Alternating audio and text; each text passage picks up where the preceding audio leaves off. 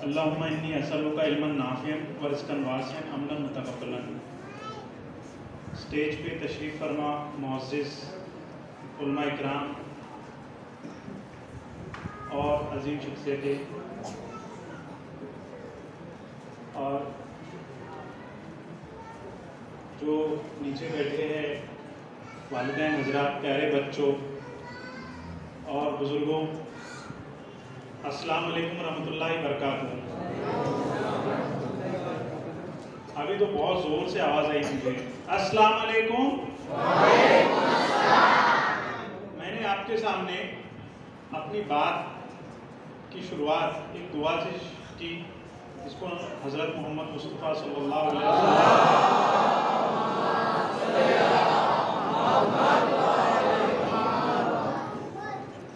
ने हर मोमिन मुसलमान के लिए फरमाया कि अल्लाहुम्मा इन्नी असअलुका इल्मन नाफ़िअन, ऐ अल्लाह मैं तुझसे ऐसा इल्म मांगता हूँ जो नफ़ा देने वाला हो। ऐ अल्लाह मैं तुझसे ऐसा इल्म मांगता हूँ जो नफ़ा देने वाला हो। नफ़ा, नाफ़े वर्ड यूज इस्तेमाल हुआ है, मैं नाफ़े लफ्ज़ का इस्तेमाल हुआ है। मैं माजरत चाहूँगा, आजकल ज़बान पर बात करना, एक ज़बान पर बात करना बड़ा मसला हो गया है। अगर उर्दू में मैं बात करना चाहूँगा तो कहीं ना कहीं मुझे खिचड़ी बनाना पड़ेगा। इंग्लिश में उसे कॉकटेल कहते हैं। आज हम इंग्लिश या मतलब जो ज़बान में हम बात करना चाहते हैं हम उसमें अच्छे अंदाज में बात नहीं कर सकते, यानी उसकी प्योरिटी या उसकी खुसूसियत या उसकी जो इंग्लिश के अल्फाज इस्तेमाल ही करना पड़ता है हर जगह। मैं उर्दू मीडियम का तालिब इल्म रहा हूँ। अल्लाह का शुक्र है कि उर्दू से हमेशा उनसियत रही है, उर्दू में बात करने का मौका ही मिलता है। तो ये जो दुआ हमने आपके सामने पढ़ी, तो पहला हिस्सा हमने कहा कि ऐ अल्लाह मैं तुझसे ऐसा इल्म मांगता हूँ जो नफ़ा देने वाला है। आज देखिए जो इल्म हम हासिल कर रहे हैं जिन तालीमी इदारों में, वो हमको नफ़ा देने वाला इल्म नहीं सिखा रहा है। आज हमें बताया जा रहा है कि तुम डॉक्टर तो बनो, लेकिन डॉक्टर बनने के साथ कैसे पेशेंट के साथ मरीज को लूटा जा सकता है वो सीखो। आपने कोरोना में इसको अच्छे से देख लिया कि किस तरह से हेल्थ केयर सिस्टम, यानी जहाँ पे मरीज, जहाँ डॉक्टर को हम बहुत ज़्यादा आला दर्जे पे रखते हैं, लेकिन इस सिस्टम ने, इस निज़ाम ने हमें बता दिया, कोरोना ने, कि आज डॉक्टर भी जो है वो किसी के नहीं होते। ठीक है, ये इल्म, क्योंकि हमने इल्म मादी परस्ती के लिए लिया है। हमें सिर्फ इल्म जो सिखाया गया है वो मादा परस्ताना तौर पे, कि हमें जो पेशेंट या जो भी आएगा उससे हमको सिर्फ पैसा कमाना है, हमें इंसानियत की खिदमत नहीं करना है। तो इसलिए हम दुआ करें और हमेशा यही दुआ मांगे कि अल्लाह मैं जो भी इल्म हासिल करूं वो नफ़ा देने वाला हो, नुकसान देने वाला ना हो। इसके बाद में दुआ का दूसरा हिस्सा है अल्लाहुम्मा इन्नी असअलुका इल्मन नाफ़िअन व रिज़्क़न वासिअन। देखिए कितनी जामे दुआ है, रिज़्क़न वासिअन, यानी आप अल्लाह रब्बुल इज़्ज़त से ये दुआ कर रहे हैं कि ऐ अल्लाह रब्बुल इज़्ज़त मुझे इतना रिस्क दे, इतना रिस्क दे जो हलाल हो, तय्यब हो। मुझे छुपाने की जरूरत नहीं पड़ी कि मैंने कहां से कमाया। 2 नंबर का तो काम नहीं कर रहा, मैं डॉक्टर बना हूं, लीगल तरीके से कमा रहा हूं। पेशेंट अगर मर गया तो मैं उसे ये घोषित नहीं कर रहा हूं कि वो जिंदा है, वो आईसीयू में है। मैं जो फ्लाईओवर बना रहा हूं उसमें सीमेंट में घोटाला है, वो मैंने 2 नंबर का सीमेंट इस्तेमाल किया। बल्कि आप जो भी इल्म या जो भी इल्म हासिल करके रिस्क कमा रहे हो वो हलाल और तय्यब की दुआ कर रहे हो। और आखिरी इस दुआ का मतलब ये है कि जब बारगाह रब्बुल इज़्ज़त के जब आप खड़े होंगे तो वहां पर आप का जो नामा आमाल आपको सीधे हाथ में दिया जाएगा, तो वहां के लिए आप ये दुआ कर रहे हैं कि ऐ अल्लाह जो भी अमल तेरे दरबार में मैं हाजिर कर रहा हूँ वो अमल कबूल कर ले, मुझे वापस मत करना, रियाकारी वाला अमल नहीं है ये। मैंने किसी को दिखाने के लिए नहीं किया, सिर्फ और सिर्फ खुलूस और इखलास के साथ मैंने सिर्फ और सिर्फ तेरे लिए किया। कितनी बड़ी बात है। एक दुआ हम कुरान मजीद में हमेशा पढ़ते हैं, वो दुआ ये है, रब्बना आतैना फिद दुनिया हसनतों व फिल आखिरति हसनतों व क़िना अज़ाबन नार। ऐ अल्लाह, मैं तुझसे दोनों जहां की भलाई मांगता हूँ, दुनिया की और आखिरत की। आखिरत की कामयाबी के लिए हमारे लिए यहाँ उलमा इकराम बैठे हैं जो हमें बताएंगे कि आखिरत की कामयाबी के लिए हमारे पास में क्या क्या रास्ते हैं। लेकिन दुनिया की कामयाबी के लिए हमें कुछ बनना होगा, कुछ हासिल करना होगा, और वो बिना इल्म के हम हासिल नहीं कर सकते। आज दुनिया में जितने भी बड़े बड़े लोग आपको नजर आते हैं, कहीं ना कहीं उन्होंने किसी न किसी चीज की तालीम हासिल की है। अगर आपको एक अच्छा डॉक्टर बनना है तो आपको डॉक्टरी की पढ़ाई करना पड़ेगा। अगर आपको इस शहर का कमिश्नर ऑफ पुलिस बनना है तो आपको कहीं ना कहीं तालीम हासिल करनी होगी। अगर आपको इस रियासत का कलेक्टर, मैं सही बोल रहा हूँ क्या, रियासत का होता है जिले का होता है कलेक्टर जी, जिले का होता है, वेरी गुड। मैं थोड़ी जनरल नॉलेज भी आपसे शेयर करूंगा कि मैं अगर कलेक्टर बनना भी चाहता हूं जिले का, तो मुझे तालीम ही हासिल करके कलेक्टर बनना होगा, या मैं जो भी बात करूंगा, कहीं भी जाऊंगा तो कहीं ना कहीं हमें तालीम की जरूरत पड़ती है। अब तालीम हासिल करने के लिए आज एक अच्छा कोई भी काबिल शख्स बनने के लिए आपको सबसे बड़ा मसला आता है फाइनेंस का।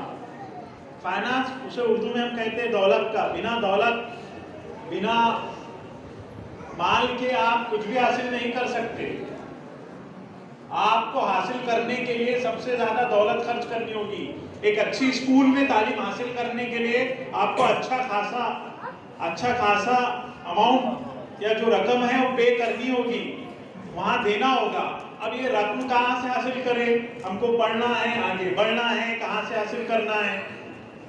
लेकिन उससे पहले हमारे सामने जो बुनियादी मसला है, वो चाहे मुसलमान हो या भारतीय नागरिक हो या इस देश का शहरी हो, उसके सामने बड़ा मसला ये है कि हमारे पास में दस्तावेज क्या हो, हमारे पास में डॉक्यूमेंट क्या हो, जिसके बुनियाद पर हम ये सारी जो स्कीमात हुकूमत की तरफ से दी जाती है एक भारतीय शहरी को, वो क्या क्या हो सकती है।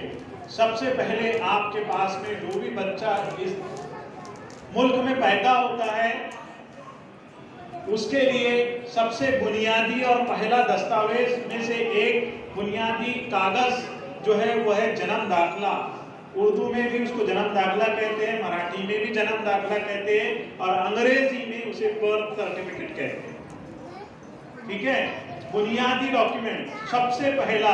अगर आपके पास ये एक कानून बना था 1969 में, 1969 में, birth and death registration act 1969, उसमें ये तय किया गया कि जो भारतीय इस देश में पैदा होगा, जो बच्चा यहाँ पैदा होगा, उसके लिए जन्म दाखला बनाना लाजमी है।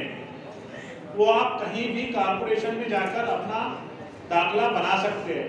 दूसरा जो बुनियादी दस्तावेज में से एक बुनियादी कागज है, वो है आपका आधार कार्ड। आधार कार्ड 2010 से पहले इसकी कोई कीमत नहीं थी। 2010 से पहले इसकी कोई कीमत नहीं थी। आज सारी कीमत इसी के बुनियाद पर है। आपके पास कुछ हो ना हो, आपके पास आधार कार्ड है, सब कुछ है आपके पास।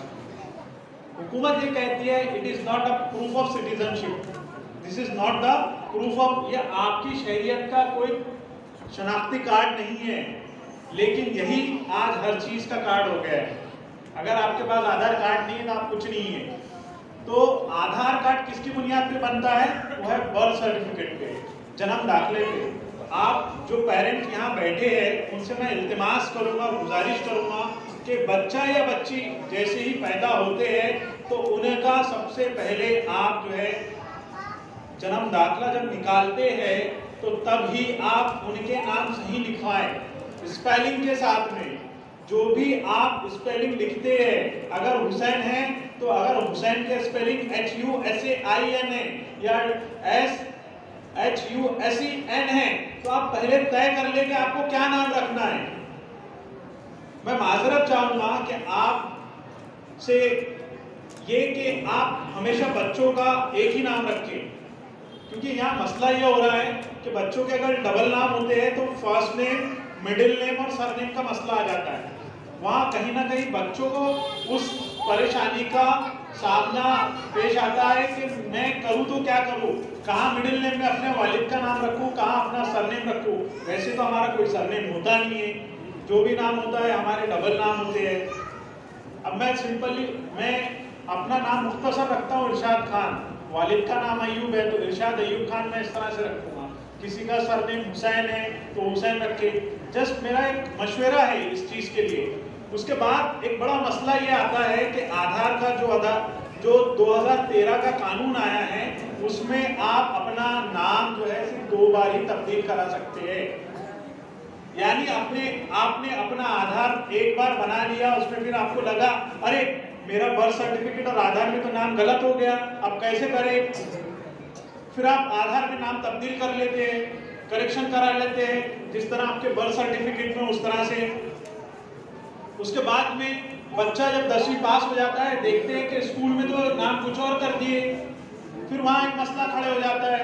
हमारे जैसे लोगों के पास आते हैं और हम बोलते हैं अरे आपके बर्थ सर्टिफिकेट में कुछ और है, आधार में कुछ और है, और स्कूल से जो टीसी मिल रही है, जो लिविंग मिल रही है उसमें तो कुछ और है, बोर्ड सर्टिफिकेट में कुछ और है। अब क्या करें, फिर आधार में नाम चेंज कराओ।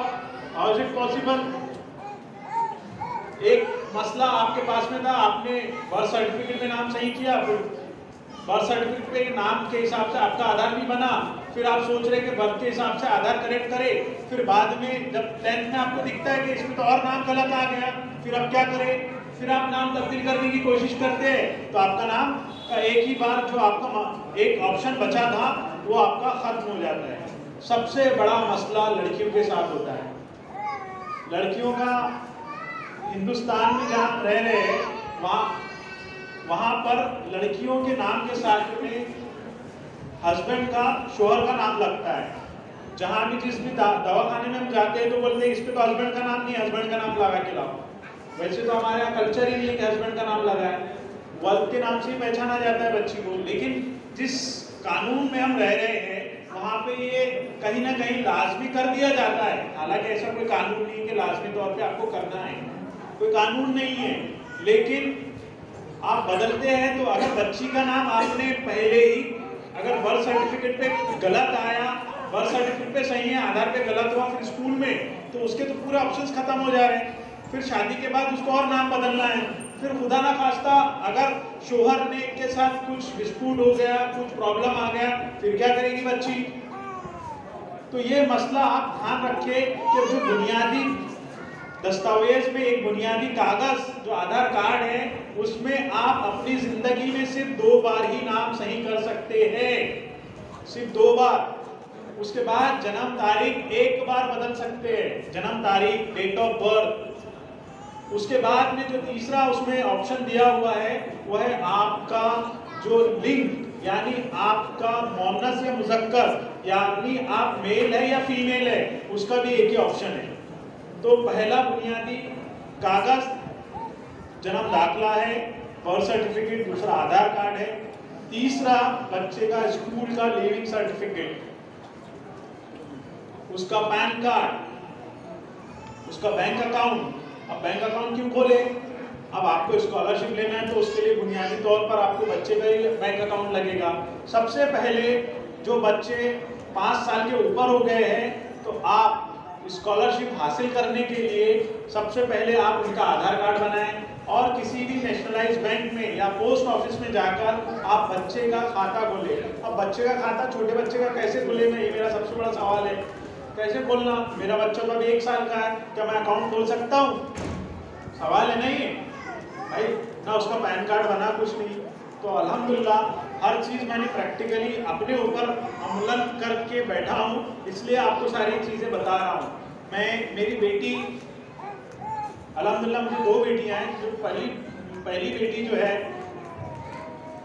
वो 1 साल की हुई तो मैंने उसका पैन कार्ड बनाया। माइनर का पैन कार्ड बनता है 18 साल के नीचे का। उसके बाद में जब मैं बैंक में गया उसका अकाउंट खोलने के लिए, तो जो क्लर्क वहाँ बैठी थी इत्तेफाक से, उसने मुझसे कहा कि इसका अकाउंट नहीं खुलेगा। मैंने कहा कि आपके पास में कौन सा कानून है जिसकी बुनियाद पर आप बोल रहे हो कि इसका अकाउंट नहीं खुलेगा? नहीं, बोले आप सर से बात कर लीजिए। तो आप बैंक मैनेजर से बात किया, आर्गूमेंट किया, बताइए बच्ची का अकाउंट क्यों नहीं खोल सकते हो? तो आर्गूमेंट पे उसने मुझे एक्सेप्ट कर लिया। ठीक है, बोले आप अपनी बेटी को लाओ। मैं दूसरे दिन अपनी बेटी को ले गया, उसका अकाउंट खोल दिया। मसला ये होता है कि कानून जो बैठा है उसको कुछ नहीं पता होता है। और पब्लिक सेक्टर में एक स्पीच हुई थी मेरी, IAS ऑफिसर्स का एक फोरम है संविधान फाउंडेशन में, मैंने उसमें और हर प्लेटफॉर्म पर मैं ये बात करता हूँ कि इस देश का जो सदर जमहूरिया है या वजीर आजम है या वजीर आला है, वो सब पब्लिक सर्वेंट है। या पब्लिक सेक्टर में जो भी काम कर रहे हैं वो हमारी सेवा के लिए, और क्योंकि ये हमारा कानून बना हुआ है कि जो भी पब्लिक सेक्टर में या हुकूमत में है, सरकारी ओहदे पर है, वो सब हमारे सेवा के लिए, वो किसी और की सेवा के लिए नहीं। हम सिटीजन हैं, इस देश के शहरी हैं, नागरिक है, तो हमारा हर चीज पर हक है। हक इस मानों में कि आप अकाउंट भी खोल सकते हैं, पैन कार्ड भी बना सकते हैं, सब कुछ कर सकते हैं। बस आपको जाकर उनसे लड़ना होगा कि मेरा ये काम करके दीजिए। तो मैंने कहा पहले आपको कि आप अपना बर्थ सर्टिफिकेट, दूसरा आधार कार्ड, तीसरा बैंक अकाउंट, तीसरा पैन कार्ड अगर कहीं लगता है तो आप खोल सकते हैं, चौथा बैंक अकाउंट, पांचवा है कि बच्चों का नाम जो है अपने राशन कार्ड में सबसे पहले लिखवाएं। और यहाँ जितने भी पेरेंट्स बैठे हैं, सबसे पहले अगर आपके पास राशन कार्ड नहीं है तो सब काम छोड़िए और राशन कार्ड बनवाइए। सब काम छोड़िए, राशन कार्ड बनवाइए। राशन कार्ड इतना बुनियादी डॉक्यूमेंट हो गया है, इतना बुनियादी कागज हो गया है, दस्तावेज हो गए कि इसके बिना आप कोई भी स्कीम का फायदा नहीं उठा सकते। अब राशन कार्ड और ये डॉक्यूमेंट कहाँ बनेंगे? आप लोगों के लिए खुशखबरी ये है कि बिल्कुल हैदरी मस्जिद के सामने हमने नया ऑफिस खोल लिया। इरफान भाई का पर्ची यहाँ अवेलेबल है, किस चीज के लिए क्या दस्तावेज लगते हैं उसका भी हमने पूरा काम कर लिया। 4 साल पहले इसका कोई मुझे तजुर्बा नहीं था, लेकिन अल्लाह का शुक्र है कि इतना तजुर्बा आ गया कि आपको कौन सी स्कीम का लाभ लेना है और कहाँ उसका फायदा उठाना है। आज देखिए पूरे मोमिनपुरे में और नागपुर में नहीं, पूरे हिंदुस्तान में आप नजर उठाएंगे तो हर जगह एक माफिया घूम रहे हैं। दस्तावेज के नाम पर आपको जाली दस्तावेज दे देते हैं, आपको पता भी नहीं चलता है कि जो बर्थ सर्टिफिकेट आपके हाथ में है वो जाली है या असली है, आप उसको पहचान ही नहीं सकते। मोमिनपुरे में भी कई ऐसे लोग हैं, कुछ लोग तो हमारे दुश्मन बने हुए, ये लोग हकीकत बोल लेते हैं, हमारे धंधे पे चौपट, हमारा धंधे चौपट हो गए। मैं इसलिए कह रहा हूँ कि वो तो आपसे पैसे लेंगे और निकल जाएगा, लेकिन उसका खुमियाजा आपको भुगतना है। इसलिए जेन्युइन लोग जो वाकई में हकीकत पसंद और सही काम करते हैं, आप उन्हीं के पास जाए। और हमने ऐसे लोगों की शनाख्त करके हमने ऐसे सेंटर पूरे नागपुर शहर में स्टैब्लिश करने की कोशिश कर रहे हैं। मेरा खुद का एक आधार कार्ड सेंटर हो गया है, इनकम सर्टिफिकेट, राशन कार्ड, हर चीज का हमने A to Z काम स्टार्ट कर दिया है। मैंने किसी का प्रचार नहीं कर रहा हूँ, नहीं अपना, लेकिन दस्तावेज में ख्याल रखे कि किस चीज के लिए क्या दस्तावेज लगते हैं। अभी मुझे बच्चा पहली जमात में चला गया, कौन सी स्कॉलरशिप लेना है, उसके लिए क्या डॉक्यूमेंट लगेंगे। हर डॉक्यूमेंट जो मैं आपको यहाँ बता रहा हूँ वो सब बुनियादी डॉक्यूमेंट है। हर स्कॉलरशिप के लिए राशन कार्ड की जरूरत पड़ती है, क्योंकि उसके लिए आपको इनकम सर्टिफिकेट, जिसे आप उत्पन्नाचे दाखला कहते हैं, वो भी लगता है। अब राशन कार्ड आपके पास नहीं है तो आप एफिडेविट के बेस पे आप उत्पन्न दाखला बना सकते हैं। अभी RTE का सीजन चल रहा है, RTE का राइट टू एजुकेशन यानी हक़े तालीम का कानून जो 2009 में पास हुआ था, उसकी बुनियाद पर यहाँ आसपास के अंग्रेजी मीडियम के तालीमी इदारों में आप अपने बच्चों का दाखला ले सकते हैं। अब इसमें भी माफिया कैसे काम कर रहा है, जो बच्चा 2016 से पहले पैदा हुआ उसी का दाखला हो सकता है, जो बच्चा 2017 और 18 का है। देखिए स्कूलों में क्या होता है कि बहुत सारी जो अंग्रेजी अंग्रेजी मीडियम की स्कूल है तो पहली जमात से अपने आप को रजिस्टर कराती है। और बहुत सारा जगह पर इस तरह के मैसेजेस करवाए जाते हैं कि आप KG1 से एडमिशन ले लें, जो कि गलत होता है। KG1 से बहुत कम स्कूलों में एडमिशन होता है, सिर्फ भवन और नॉमिनल 1 या 2 जो उस रेडियस में आते हैं उन्हीं का काम होता है। आज एक पेरेंट्स मेरे पास आया, मुझसे कहा कि हमारे बच्चा 2018 का फॉर्म भरिए। मैंने बोला माजरत के साथ मैं कभी गलत काम नहीं करता, अगर आपका बच्चा 2016 के पहले का है तो मैं इसका फॉर्म भरूंगा, अगर 2018 के या 17 के 16 के बाद का है तो उसका फॉर्म मत भरिए। उसी तरह से किसी भी दस्तावेज के लिए अगर आपको पूरी जानकारी चाहिए तो आप इरफान भाई पर्चा यहाँ पर अवेलेबल है, आप उनसे ताल्लुक कायम कर सकते हैं। और किराना के सामने ही है और भी बहुत सारे लोग उन्हें जानते हैं। उसके बाद में स्कॉलरशिप पे हम बात करेंगे। मैं स्कॉलरशिप के बारे में बात करूंगा पहली जमात से लेकर 10वीं जमात के तुलबा और तालिबात के लिए, जो कि अक़लियती तबके से ताल्लुक रखते हैं। अक़लियती तबके में कौन आता है? मुस्लिम, बौद्धिस्ट, क्रिश्चियन, पारसी, जैन, सिख, ये 6 तबके इस कम्युनिटी से बिलोंग करते हैं। तो उनके लिए हुकूमत महाराष्ट्र, हुकूमत हिंद ने अक़लियती महकमे के तहत प्री मैट्रिक स्कॉलरशिप पहली जमात से लेकर 10वीं जमात के लिए हर साल निकालती है। इसके लिए बच्चे पेरेंट्स की, वालिदैन की सालाना आमदनी 1 लाख से कम होनी चाहिए। जिनकी सालाना आमदनी 1 लाख से कम है वो इस स्कॉलरशिप के लिए अप्लाई कर सकते हैं।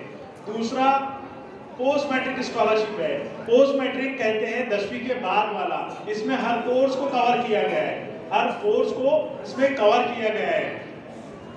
उसके लिए आपकी सालाना आमदनी 2 लाख के ऊपर होना चाहिए, 2 लाख के अंदर होना चाहिए। उसके बाद में है मेरिट कम मीन्स, तीसरी, जो प्रोफेशनल और टेक्निकल कोर्सेज के लिए। अगर यहाँ आप कास्ट से बिलोंग करते हैं तो सबसे पहले आप अपना कास्ट सर्टिफिकेट बनाइए। जो बच्चा मेडिकल और इंजीनियरिंग या उसके अलावा प्रोफेशनल कोर्सेज में जाना चाहते हैं तो उनके लिए हुकूमत महाराष्ट्र के तरफ से EBC स्कॉलरशिप या कास्ट की स्कॉलरशिप होती है, जिसमें आपको 50% फीस माफ हो जाती है। वो फीस हुकूमत पे करती है, लेकिन उसके लिए बुनियादी दस्तावेज जरूरी है। अभी देखिए 1 अप्रैल शुरू हो जाएगा। 1 अप्रैल के बाद आप सबसे पहले अपने बच्चों के लिए जो पढ़ रहे हैं उनके लिए इनकम सर्टिफिकेट बनवाएं, क्योंकि इनकम सर्टिफिकेट की मियाद 1 अप्रैल से लेकर आने वाला 31 मार्च यानी 2023 का वो 1 साल का रहेगा। उसी तरह से EWS सर्टिफिकेट, उसकी मियाद 1 साल की रहेगी। अगर आपने कास्ट सर्टिफिकेट बनाया है उसकी वैलिडिटी लाइफ टाइम रहती है, लेकिन नॉन क्रिमिनल अगर आप बनाते हैं उसकी वैलिडिटी 3 साल की होती है। समझ रहे हो आप? ये सारी चीजें कम वक्त में बताने की नहीं है, इसके लिए पूरा एक दिन सेशन लगेगा।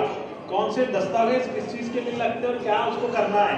तो मैं चाहूंगा कि जिम्मेदारान से कि इसके लिए आप अपने ही इस Imam Jafar Sadiq educational charitable society की तरफ से एक सेंटर जो हमारा है उनसे आप बात करके अपने लोगों के दस्तावेज वहां पर बल्क में काम कराने की कोशिश कीजिए, क्योंकि ये काम जो है ना बहुत आसानी से नहीं है।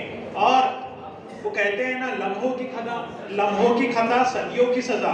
अगर आपके डॉक्यूमेंट में ई की जगह आई लग गया और जेड की जगह जे लग गया तो जिंदगी भर आप भुगत सकते हो।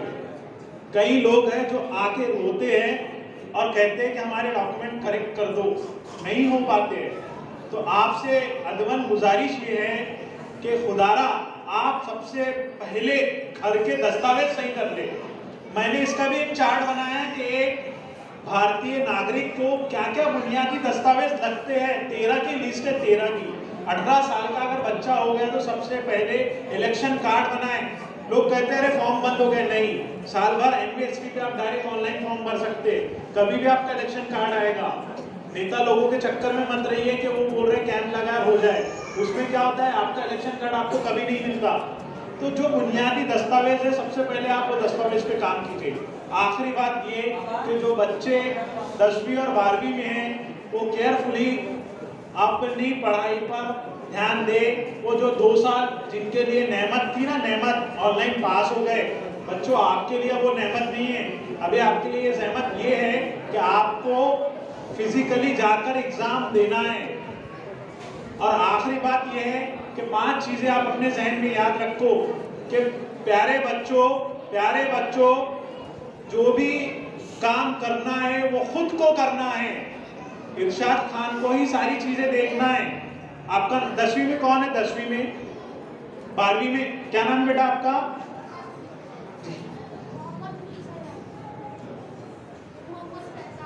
मोहम्मद फैजान अगर पास होगा तो मोहम्मद फैजान ही पास होगा, उसके अब्बा पास नहीं होंगे। फैजान ही सब कुछ बनेगा, अब्बा नहीं बनेंगे। मैं क्या कहना चाह रहा हूं, हर चीज का जिम्मेदार मैं खुद हूं। दूसरों पर ब्लेम करना यानी दूसरों पर मुरीदे इल्जाम ठहराना को बंद कर दीजिए। हर चीज के जिम्मेदार हम खुद होते हैं। आप खुशकिस्मत है कि आपके वालिदैन आपके लिए हर कोशिश करते हैं कि हमारा बच्चा पढ़ ले और आगे बढ़ जाए। तो हर चीज के लिए रिस्पॉन्सिबल मैं खुद होता हूँ। प्यारे बच्चों, ये बात याद रखो। दूसरी बात यह है कि बिना सख्त मेहनत के आप कोई भी चीज हासिल नहीं कर सकते। तीसरी चीज ये है कि प्यारे बच्चों, अपने जिंदगी का मकसद तय कर लो कि आपको क्या बनना है। अभी से तय कर लो कि आपको क्या बनना है। डॉक्टर तो बनना है लेकिन अच्छा डॉक्टर बनना है। इंजीनियर तो बनना है लेकिन इंसानियत की खिदमत के लिए बनना है। आपको मिलिट्री में जाना है लेकिन किसी और का खून नहीं बहाना है। आपको पॉलिटिशियन भी तो बनना है लेकिन चोरी और डकैती नहीं करना है, गलत काम नहीं करना है। आपको समाज का काम भी करना है लेकिन चार्टेड अकाउंटेंट बनना है, लेकिन हेरफेर करके चार्टेड अकाउंटेंट नहीं बनना है। डॉक्यूमेंट का तो काम करना है, झूठ बोल के नहीं करना है। कोई भी काम करना है तो ईमानदारी के साथ करना है, सच्चा और पक्का मुसलमान बन के करना है। पांचवी बात यह है कि आपके लिए बहुत सारे ऑप्शंस अवेलेबल है। आप पैसों के मामले में अपने आप को बरूस जमा कर लो। अगर आपके अंदर 90% का अगर मार्क्स लाते हैं तो कोई भी चीज, कोई भी मसला आपको पेश नहीं आएगा। हर चीज के लिए बड़े बड़े लोग खड़े हैं कि कोई अच्छा बच्चा आए जिसके लिए हम पैसे लगा सकते हैं और वो अपनी जिंदगी में कुछ बन जाए। इसी के साथ मैं अपनी बात खत्म करता हूँ। जज़ाकुमुल्लाह खैर। अस्सलाम वालेकुम।